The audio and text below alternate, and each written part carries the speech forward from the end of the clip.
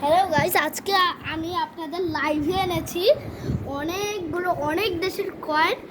আপনাদের লাইভে এই কয়েনগুলো আমি সব দেখাবো। আচ্ছা ঠিক আছে, আমি আপনাদের এই লাইভে অনেক কিছু দেখাবো। আসেন শুরু করা যাক। এই যে প্রথমে এইটা সবচেয়ে ছোট কয়েন গাইস, এটা দেখলেই আমার হাসি আসছে। এই যে এইটা হলো বিদেশি কয়েন, তারপর এইটা হইল বাংলাদেশি 25 কয়েন। তারপরে এইটা হলো মালয়েশিয়ান 20 পয়সা।